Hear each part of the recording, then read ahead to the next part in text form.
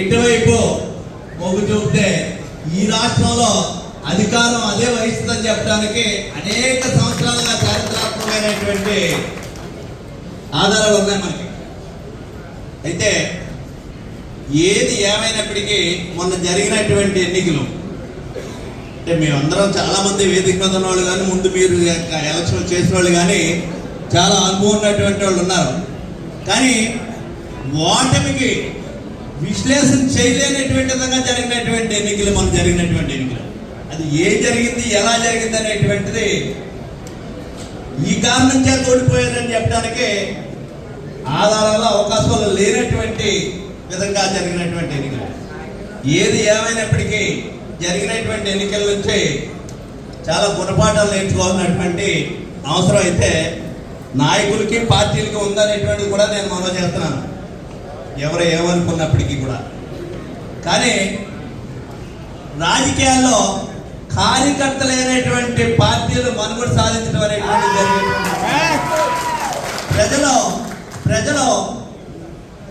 ప్రజలకి ఎంత మేలు చేసినా ప్రభుత్వ పరంగా ఆ ప్రజలను తీసుకొచ్చి చోటేటువంటి బాధ్యత కార్యకర్తలది. కార్యకర్త అనుకున్న వాళ్ళు 4 విధాలుగా ఉంటారు. దాంట్లో ఏ విధమైనటువంటి అనుమానం లేదు.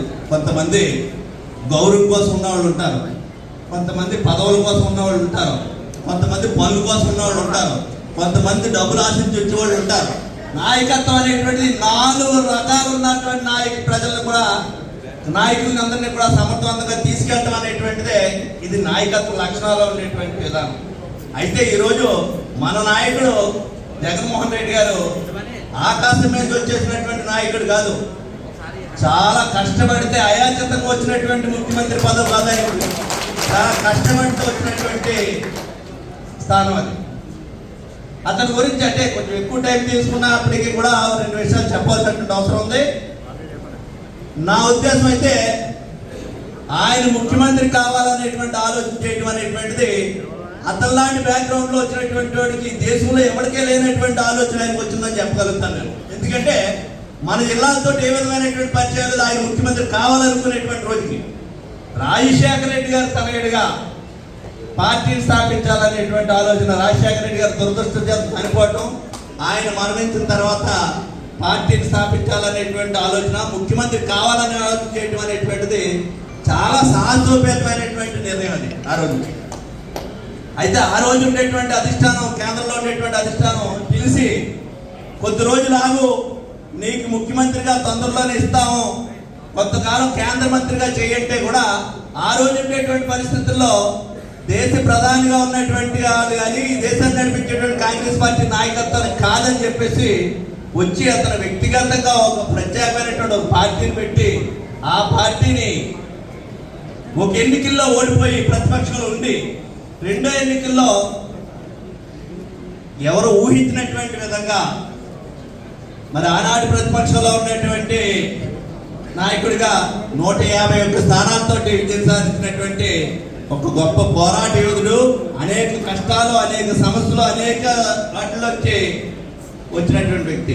ఊరికి అయాచితంగా వచ్చేసినటువంటి ముఖ్యమంత్రి మాత్రం కాదాయన. ఇవన్నీ ఆలోచించి ఇవన్నీ కూడా కార్యకర్త యొక్క సమస్యలు ఆయన దృష్టిలో లేవని మాత్రం అనుకోకున్నద్దు. కొంతమంది ఆ నాయకులు కార్యకర్తలు కొంత అసంతృప్తిగా ఉన్నటువంటి వాళ్ళు కూడా ఈ సందర్భంగా నేను మనం చేసేది ఒక్క విషయాన్ని గుర్తుపెట్టుకోవాలి. ఆయన ఏ రకంగా పోరాటం చేసి కష్టపడి పైకి వచ్చాడు అనేటువంటిది నాయకత్వం పటిష్ట గురించి ఆయనకి చెప్పాల్సినటువంటి అవసరం లేదు మనం. అయితే మొన్న జరిగినటువంటి ఎన్నికల్లో మాత్రం ప్రజలకు ఇంత మేలు చేస్తున్నాం కదా, కులాలు చూడలేదు, మతాలు చూడలేదు, ఏ విధంగానే కూడా ఎంచలేదు ఎవరినని, ప్రజలందరికీ అర్హత ఉన్నటువంటి వాళ్ళందరికీ కూడా న్యాయం చేయాలనేటువంటిది ఆయన గొప్ప పరిపాలన చేసినటువంటి వ్యక్తి, అవినీతి లేనటువంటి పరిపాలన చేసినటువంటి వ్యక్తి. ఎక్కడ ఏ లబ్ధిదారుడికి రూపాయి ఇచ్చినప్పటికీ నేరుగా బటన్ నొక్కితే వాళ్ళ ఖాతాల్లోకి వెళ్ళినటువంటి పరిస్థితి. ఆ విధానాన్ని కూడా జగన్మోహన్ రెడ్డి గారు తీసుకొచ్చాడు. అంతకు ముందు డబ్బులు పంచే విధానం ఉండేదేమో తప్పితే బటన్ నొక్కితే వాళ్ళ ఖాతాల్లోకి డబ్బులు వెళ్ళేటువంటి సిస్టమ్ అనేటువంటిది లేదు. అటువంటి విధానాన్ని తీసుకొచ్చి ఒక మంచి పరిపాలన అందించాం, అనేక సంస్కరణలు తీసుకొచ్చాం. ఇవన్నీ ప్రజలు మనకి మళ్ళీ మేలు చేస్తారనేటువంటి ఉద్దేశంతో ప్రజలు నమ్ముకున్నటువంటి వ్యక్తి ఆయన. ఆ సందర్భంగా కార్యకర్తలు కొన్ని ఇబ్బందులు కొన్ని సమస్యలు ఉన్నటువంటి విషయాలు మాత్రం గమనించారు. వాటమి నుంచి నేర్చుకోవాలన్నటువంటి అనేక పాఠాలు ఉన్నాయి. అవి తప్పనిసరిగా నేర్చుకుని వీళ్ళ ఏం జరిగిందనేటువంటిది ఒకసారి రివ్యూ చేసుకుని తప్పకుండా మళ్ళీ రాబోయే రోజుల్లో అధికారంలో రావడానికి ఆయన నిరంతరం కృషి చేస్తున్నటువంటి వ్యక్తి. ఎందుకంటే మాకు అనేక సందర్భాలుగా మీటింగ్ పెట్టినప్పుడు కొంతకాలం టైం ఇద్దాం అనుకున్నాం, 1 సంవత్సరం కాలం పాటు బయటికి రాకూడదు అనేటువంటి ఆలోచన చేసాం. కానీ ప్రజలకు కలిగేటువంటి ఇబ్బందుల్లో మేమున్నామని చెప్పాలనేటువంటి బాధ్యత ప్రతిపక్ష పార్టీగా ప్రతిపక్ష నాయకులుగా మనకు ఉందనేటువంటి ఒక ఆలోచనతోటి ఈవేళ జగన్మోహన్ రెడ్డి గారు మనకు ఒక కార్యాచరణ నిర్దేశించడం అనేటువంటి జరిగింది. ప్రజలు ఎంత మేలు చేసినప్పటికీ ఇంకా ఎక్కువ పేద ప్రజలు ఉన్నారు, అందరూ వీళ్ళందరూ కూడా ఇంకా ఎక్కువ మేలు జరుగుతుందనేటువంటి ఆ మోసపూరితమైనటువంటి వాగ్దానాలతో ఆ నమ్మకంతో ఆ నాయకుడిని అయితే ఆ రోజు ఇచ్చినటువంటి నాయకుడిని నమ్మలే లేదు.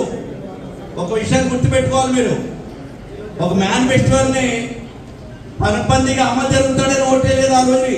జగన్మోహన్ రెడ్డి గారు మేనిఫెస్టోని అమలు చేసినటువంటి విధానం 100% అమలు చేసినటువంటి విధానం చూసి తర్వాత వచ్చేవాడు ఈ వాగ్దానాలు ఎన్ని చేసినా చేసి తీరాలని చేస్తాడు కదా అనేటువంటి ఒక అపోహతోటి ఒక మోసపూరితమైనటువంటి హామీతో అధికారంలోకి వచ్చినటువంటి పరిస్థితి. ఒక్క హామీని కూడా ఈ రోజు వరకు అరకొరగా చేస్తున్నారు. పెన్షన్ కోసం వాటిని అన్నింటినీ కూడా వెరిఫికేషన్ పెడుతున్నారు.